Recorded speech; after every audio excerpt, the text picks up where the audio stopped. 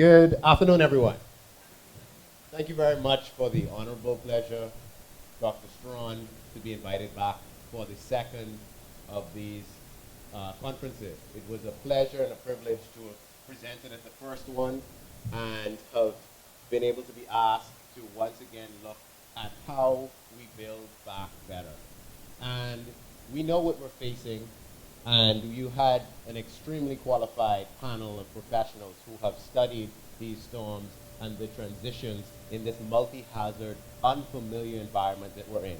So today, this presentation will look at some of the social aspects, some of the engineering aspects, some of the infrastructure aspects of how we will adapt as a people and as a community to this changing environment. We know the track record of storms. They are intensifying, they are very frequent, and we in the Bahamas are one of the top impacted places in the entire world. So what is the summary of our position here in the Bahamas? We are obviously living proof that climate change is real. Nobody in this room needs to be convinced of that. We are a low-lying nation amongst rising sea levels. The average elevation in the Bahamas is somewhere between 1 meter, so about 3 feet or so, and 5 feet. So 3 feet, which is probably about hair on me, and 5 feet is the average elevation of our entire nation above sea level. So to put it in perspective, the minimum building elevation for most of the Bahamas, Grand Bahama does have its own rules, for the crown of the road is approximately 5 feet mean sea level. 5 feet. Minimum elevation to build anywhere in the Bahamas outside of Grand Bahama. And the minimum finished floor elevation is 18 inches above the crown of the road. So let me put that in perspective. To build a house based on our current code allows you to build 6.5 feet above sea level. What did I say is the average elevation? 3 to 5 feet. So you see the problem, right?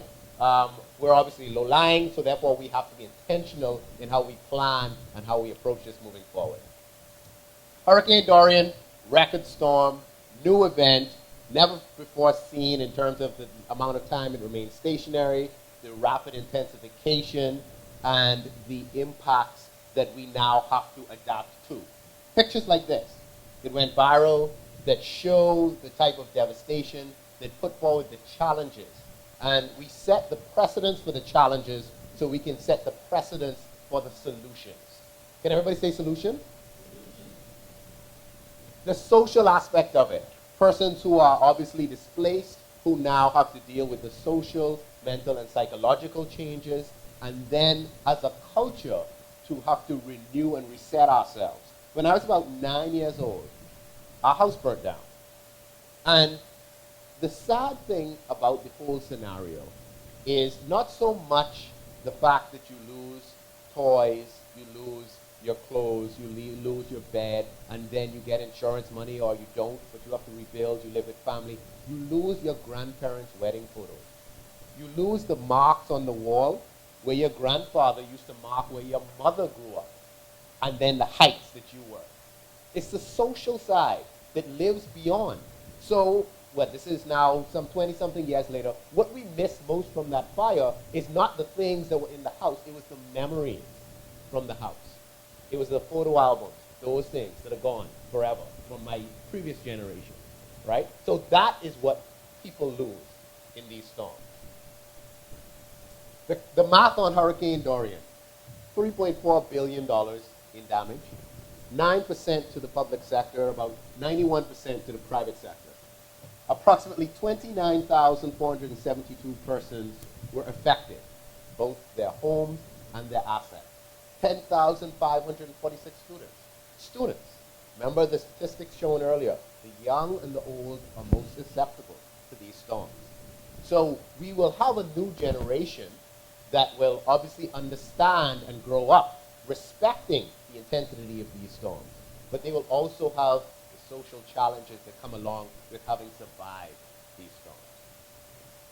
And on Abaco, there was substantially more damage, especially to the housing sector, where 93% of the homes were damaged. So what does our future map look like? It is very expensive to live in the Bahamas already. I think third highest cost of living in the Western Hemisphere. was a statistic I saw recently. But according to the IDB, they say that by 2025, it will cost us about $500 million a year. How many people want to be alive in 2025? Raise your hand. Oh, so everybody doesn't want to be alive in 2025? Some people want to clock out now? How many people want to be alive in 2025? Thank you. So it looks like most of us want to be alive for the next 5 years. Where in anybody's budget or in our country's budget do you see $500 million? Annually, right? And it puts it in perspective. How many of us set aside a little bit, even if we only have a couple dollars in our bank account, for our own reconstruction plan, our own relocation plan? Could we afford quickly to get a ticket to another island if we needed to? Could we afford to get the things that we need to in the event that our day of reckoning comes? Because it will. And we know that. And we don't need to prove that. We are living proof of it. And our friends and family all around the Caribbean, as well as the Bahamas, of course, show us that. And we know it so too well in Grand Bahama. So we need to have a resilient Bahamas. And what does a resilient Bahamas look like? A resilient Bahamas means we follow the Sustainable Development Goals, especially as it relates to climate change. It means that we look and add more resilient aspects to our building code. We sit on many committees and different boards, and what we're looking right now is understanding how we can have a geographically specific code. The Bahamas is very unique, right? We have many islands, 700 islands with 2,500 keys.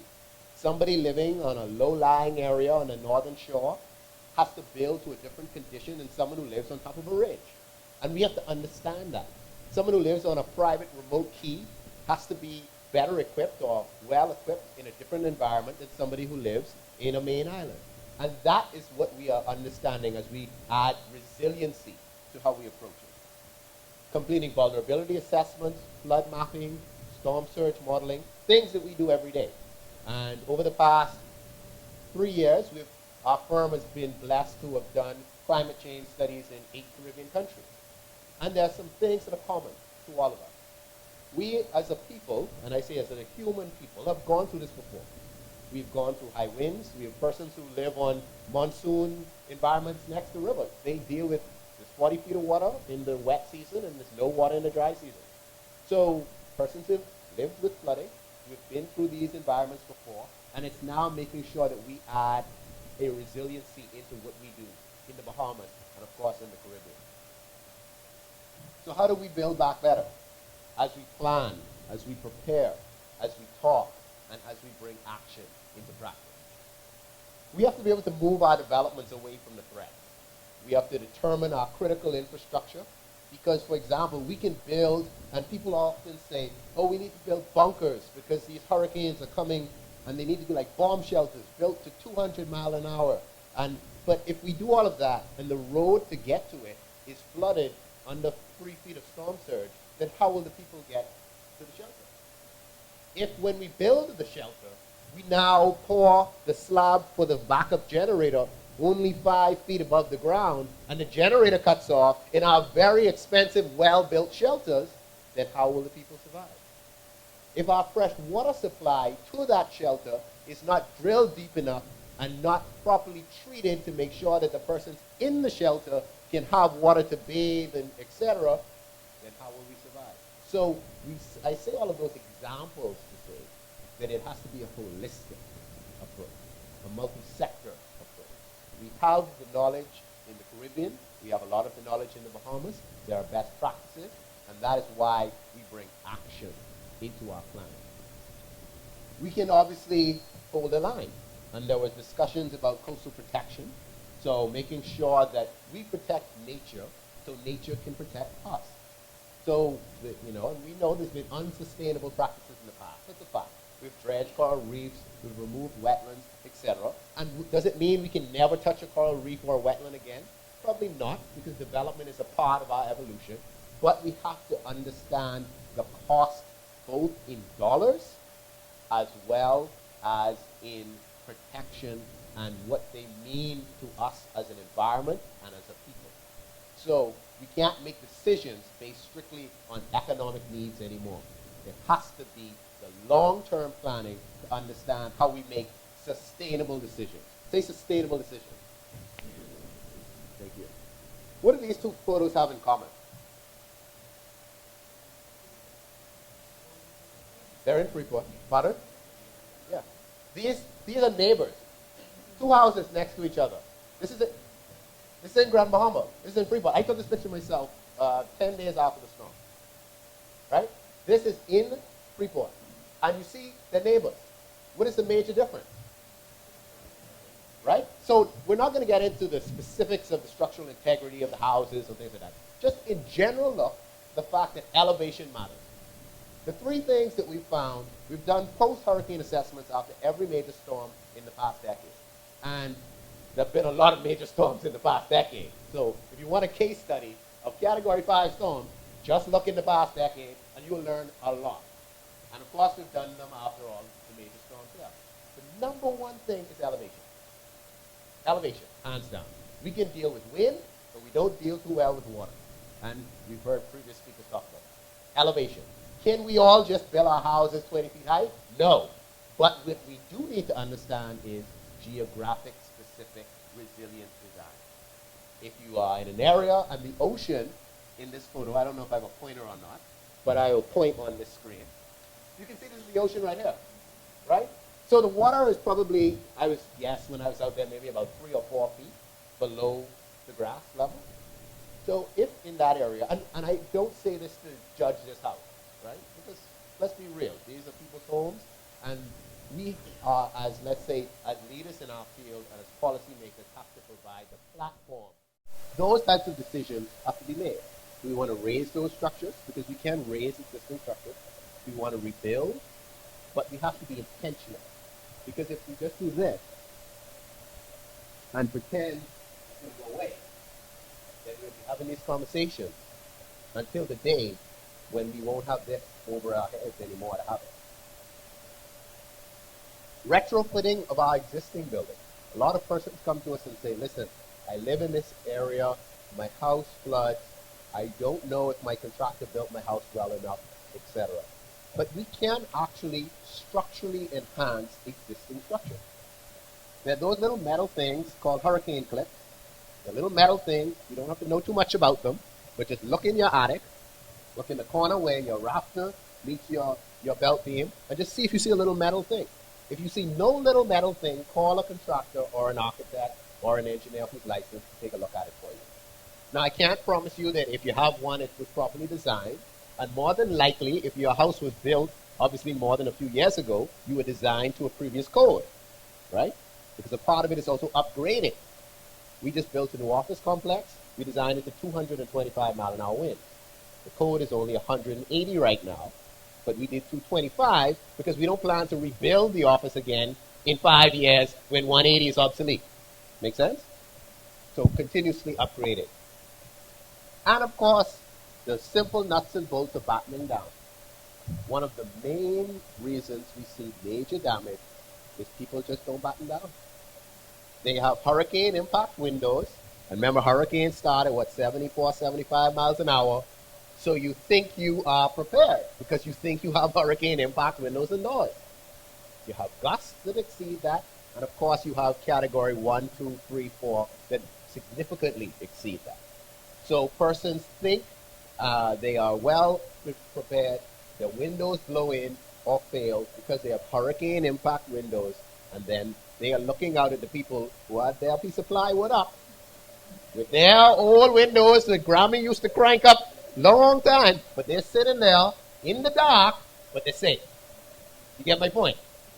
Batten down.